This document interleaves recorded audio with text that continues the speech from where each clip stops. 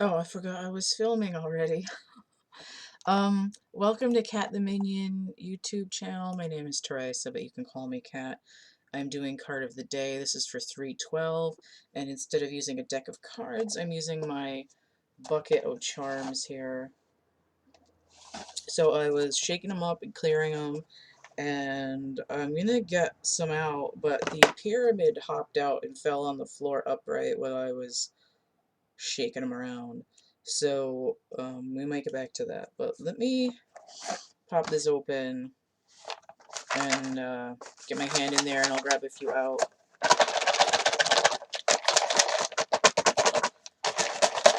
This box is like a giant check box, like because of the slidey bit.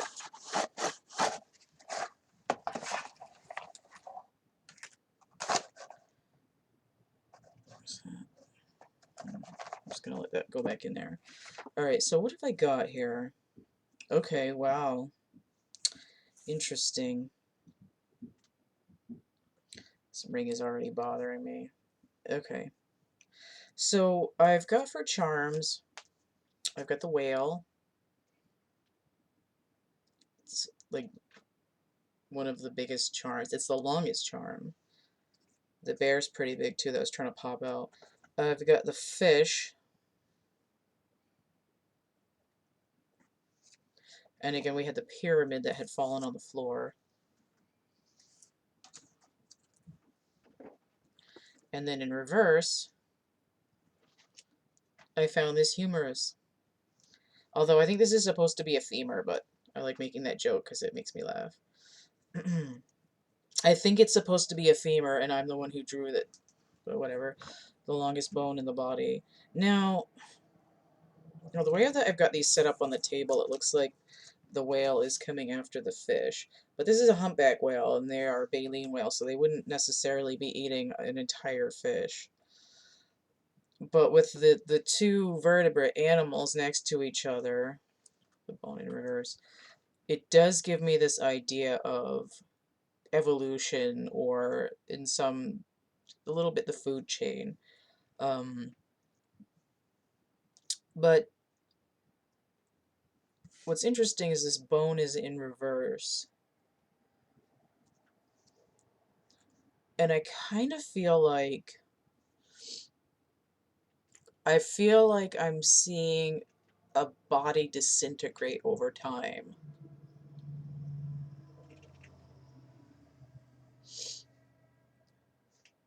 Even though there's an aspect of evolution involved. Oh, okay. It's talking about vestigial organs, right? The whales don't have fingers. If you look at the fish bones, they'll have fingers, but they'll have the the webbing between them, the fins. And the whale is like more fused, and then their legs have disappeared over time. So we're looking at evolution in which pieces are phased out. And we're also dealing with the pyramid. Now, with the pyramid on the floor, it makes me think of deeper ocean. But it also gives me the idea that the pyramid is representative of the hemisphere of the Earth. But it also makes me think if the pyramid is on the floor and the ocean creatures are up top, we're talking about global flooding too. But it's an adaptation to a change in the environment, right? We're not going to be like a hippo, half in, half out of the water. We're fully adapting to a different environment. So let me actually get some more charms because I feel like this message is incomplete.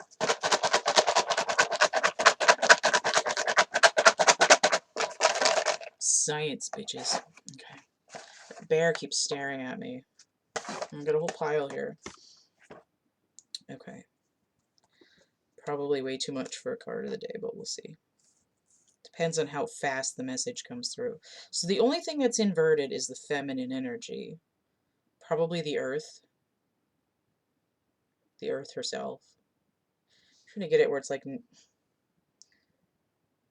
Is that... If I'm trying to... I'm trying to move it so that she's easier to see. I'm trying to get it over there. That's probably because my skin is so friggin' pale. My skin is so pale I can use highlighter as concealer. It's ridiculous. Okay, so I have the feminine energy inverted. Got dollar bills, dollar bills, dollar bills, y'all. It's probably out of focus, but they're little. Have the dodecahedron, which I believe is that? Is it the icosahedron water? Or is the dodecahedron water? Because this, oh, I've got both of them. I've actually got both of them. So one is water and one is spirit. I guess it doesn't matter. I don't need to look it up because I got both of them. I feel like the icosahedron is water and the dodecahedron is spirit. I have the snake here. In this case, it could be wave forms, although, well, I don't want to get into the sphericality of it or three-dimensionality, but we have a waveform. But here it makes me think of DNA because we're changing the morphology. We also have the slippery when wet, cuidado piso mojado. I don't speak Spanish, so if my accent was bad, I apologize. I have the bloody finger. This could be a sampling of genetic material. I'll put that with the snake. Also like a snake bite, like squeezing the venom out. Or diabetes.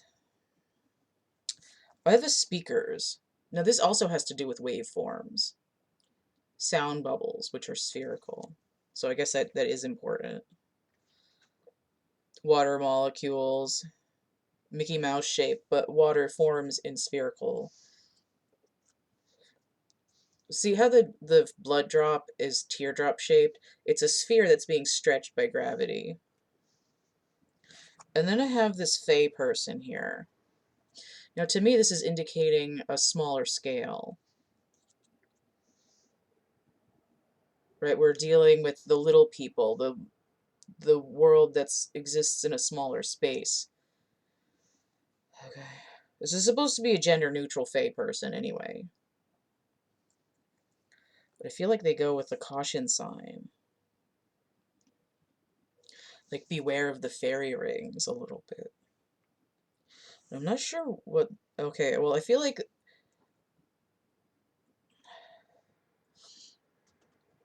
the money and the feminine energy inverted, it's like we're going to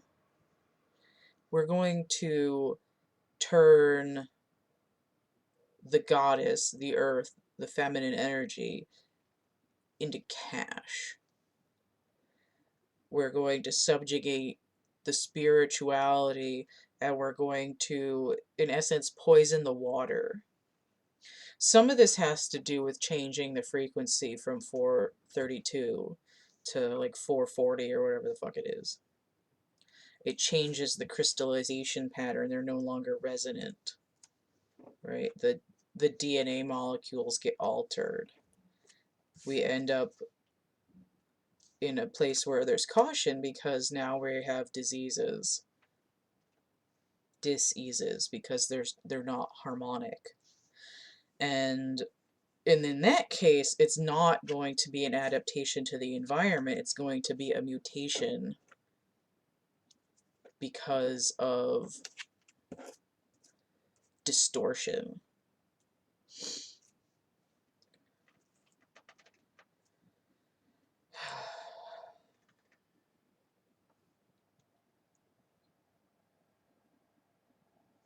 And I think this is here because I'm hearing Jim Morrison sing, "I'm a changeling, see me change." Or it's like, somebody swapped out my baby for this demon. It's like, no, your kid is mutated because of toxicity in the atmosphere. So what we're doing is we're reverting back to lost on the floor ancient knowledge. If I can turn this the right way around. This is half of an octahedron, which is part of this series. The air, which would, oh man, I'm reading the trash too. The information, the perception, the knowledge is the air sign, right? Swords.